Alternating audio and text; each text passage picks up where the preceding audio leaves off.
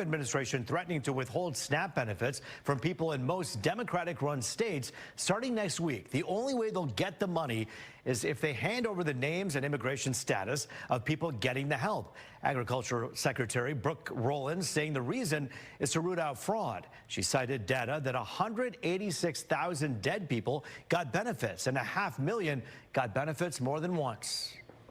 29 states said yes, not surprisingly, the red states, and that's where all of that data, that fraud comes from. But 21 states, including California, New York, and Minnesota, the blue states, continue to say no. So as of next week, we have begun and will begin to stop moving federal funds into those states until they comply and they tell us and allow us to partner with them to root out this fraud and to protect the American taxpayer. But here's the thing, the USDA hasn't released detailed data, including how much benefit money that's received mistakenly or by fraud is being used. Michigan Attorney General Dana Nessel joined a multi-state lawsuit to block the requirement. That lawsuit says the states verify eligibility and they never share large amounts of sensitive data with the federal government. And here's the thing, while experts say there is fraud in a program costing $100 billion a year, they added organized crime, where crooks try to steal benefit cards or get them for made-up people, is a far bigger issue here, not wrongdoing by beneficiaries. At this point, it's not clear which states would be impacted by the money that's being withheld. But just to show you the impact this could have, we want to go by the numbers for a moment here. About 1 in 8 Americans rely on SNAP to help buy groceries. 1.4 million people in Michigan need these benefits as well. The average monthly payout is roughly $190 a person, which averages out to a little more than $6 a day.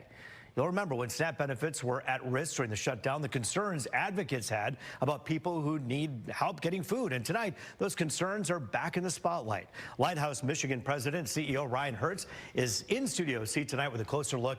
And we always thank you for being with us and thank you for the work that you do in our community.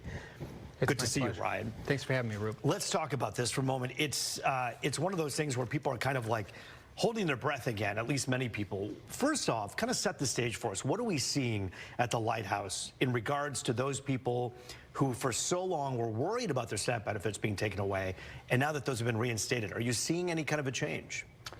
Sure. During the period where there was a freeze, we definitely saw a big increase in numbers coming to our pantry sites and reaching out for food assistance. Once folks had access to their benefits, it normalized quite a bit. What are you supposing or purporting could happen now if this indeed goes through and the Trump administration says, you know what, we're going to withhold these benefits from these blue states, including Michigan, perhaps, because we don't have the rolls, so to speak. Is that concerning to you? Of course. We're emergency food providers, emergency shelter providers. We work with people for whom the economy isn't working for them.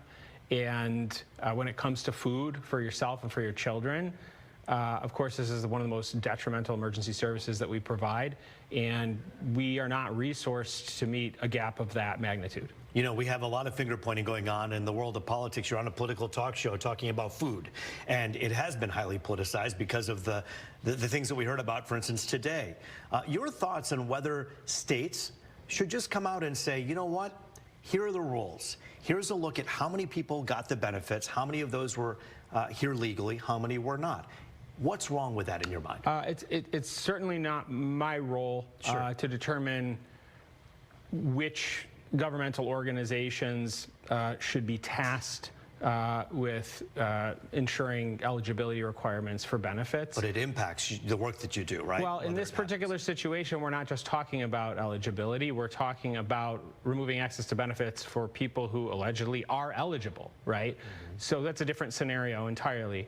I don't have a point of view on where this should land, but one thing I can say is the vast majority of the people who seek our services and who access SNAP benefits are hardworking contributors to our economy. They are the taxpayer, and we need them in our economy locally.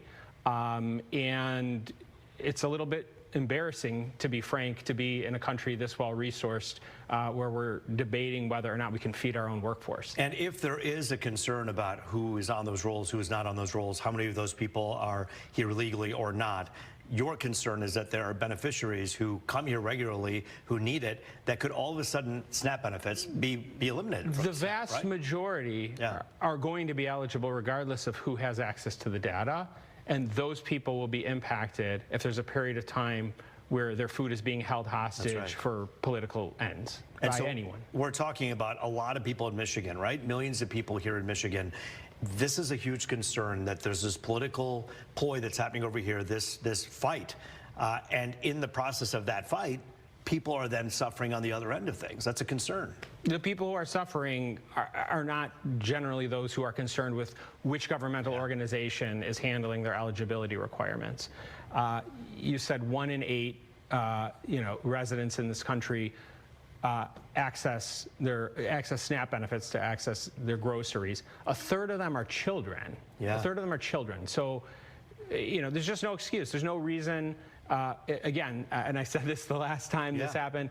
This is a crisis we are opting into. This is not some natural, event that's happening. This isn't, some kind of a thing happening to us. This is something that we're doing to ourselves. We don't need to, and we can take what time's necessary to figure out what needs to be done to address any fraud that may be happening, whatever the case may be. In the meantime, there's no reason to hold withhold back people's food. benefits. It's just completely unnecessary. And here in Michigan, to give you some perspective, we said 1 in 8, but there's 14 million people who depend on that. Oh, 1.4, excuse me, 1.4 million, 40% of which are actually have kids in that household. So 1.4 million people in the state of Michigan.